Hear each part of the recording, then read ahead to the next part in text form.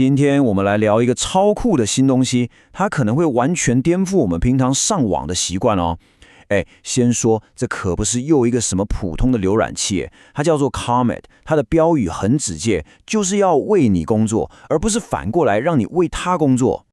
好，我们直接来看一个大家肯定都有过的经验。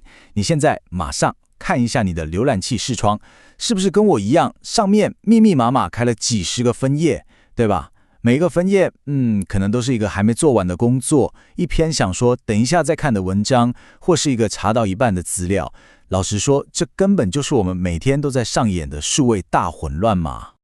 那再想想看哦，每次你要查个东西的时候，是不是都会陷入一个无限回圈？就是点开一个连结，再点下一个，再下一个，然后在好几个网页之间跳来跳去，看一大堆文字，就只为了拼凑出你想要的那个答案。说真的，这过程超级花时间，而且效率嘛，真的不高。所以啊 ，Comet 跟传统浏览器的最大差别就在这里。你看，传统浏览器它就像是，一个图书馆员，你问他问题，他就给你丢一堆书，跟你说答案可能在里面哦，你自己找，根本就是大海捞针嘛。但 Comet 呢，它完全不一样，它更像是你的私人研究助理。你问完问题，它就直接把整理好的答案漂漂亮亮地交到你手上。所以你懂了吗？关键就在于那个做苦工的人从你变成了他。好，那既然问题这么多 ，Comet 到底提出了什么样的解决方案呢？我们现在就来正式认识一下这款号称为你而生的浏览器葫芦里到底卖什么药。Comet 的核心其实就是一个超级聪明的 AI 助理，它直接内建在浏览器里面。但最厉害的地方不是它会回答问题哦，重点是它还能真正的去操作网路。操作是什么意思？意思就是说，它不再只是一个你点它才动的工具，而是可以代替你去点击、去输入、去完成任务的一个主动小帮手。那具体来说，它到底能干嘛？它可以回答很复杂的问题，可以自动把你那一团乱的分页整理好，还可以帮你写 email 等等。最神的来了，它甚至能帮你比价买东西。这对我们这种爱网购的人来说，根本就是天降神兵啊，是不是？它的应用范围真的比你想象的还要广。好，光说不练假把戏嘛，我们直接来看一些实际的例子，看看 Comet 的能耐到底到哪里。接下来我们就来看看几个真实世界的测试。第一个挑战就是一个我们生活中超级常见的任务，跟朋友约吃饭。这件事听起来很简单，对不对？但你想想，光是瞧时间、瞧地点，就要来来回回传多少讯息、多少 email 才能搞定啊？但你看 Comet 怎么处理的，真的超神。他不是傻傻的发一封信就算了哦，他完全理解约吃饭这整件事背后的逻辑。他会主动推荐餐厅，帮你写好一封超完整的群组信，甚至直接把行事历邀请都发出去了。天哪，原本可能要花你15分钟在那边来来回回沟通的事情，现在一个指令，啪就搞定了。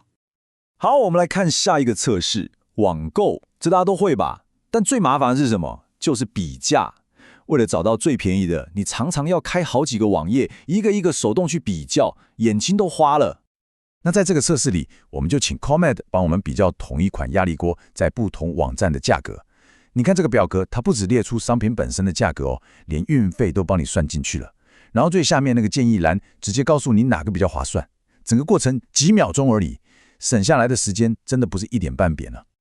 好，接下来这个指令，我觉得是今天最猛的。听好了哦，帮我找一个纯素千层面的食谱，然后自动把所有需要的食材加到我的 Walmart 购物车里。你没听错，不只是找食谱，它还要直接帮你买菜。结果呢，它真的做到了。这真的是一个超级巨大的突破。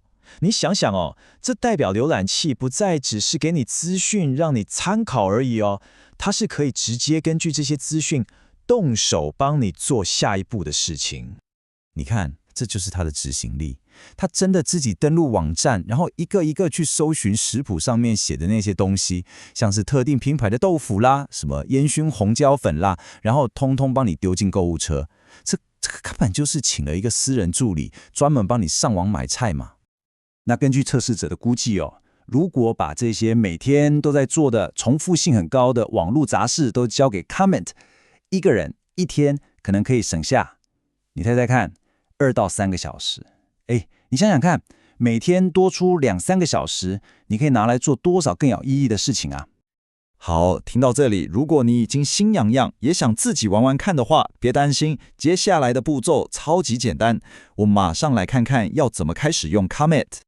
它的安装过程其实就跟你装其他软体一模一样，很直觉，就是去官网点下载，跑一下安装档，搞定。啊，对了，记得把它设成你的预设浏览器，这样才能完整体验到它所有的厉害功能哦。好，那在我们今天内容的最后，我们稍微退一步，把格局拉大一点，来思考一下 Comet 这种技术的出现背后到底代表了什么？其实这不只是一款新产品那么简单，它可能代表着我们跟网络互动的方式即将迎来一个根本性的转变。也就是说，我们正在从过去那个我们自己去搜寻资讯的时代，慢慢走向一个我们可以交代任务给 AI 的时代。有一些话说的特别好啊，谁最先搞懂怎么用这种工具，谁就能拥有巨大的优势。你想想看，这很有道理啊。当一个新技术刚出来的时候，最先学会用它的人总是能吃到最大的红利。当别人还在那边一封一封回 email， 一个一个查资料的时候，你早就已经把这些杂事交给 AI 了，然后自己可以专心去做更重要的事。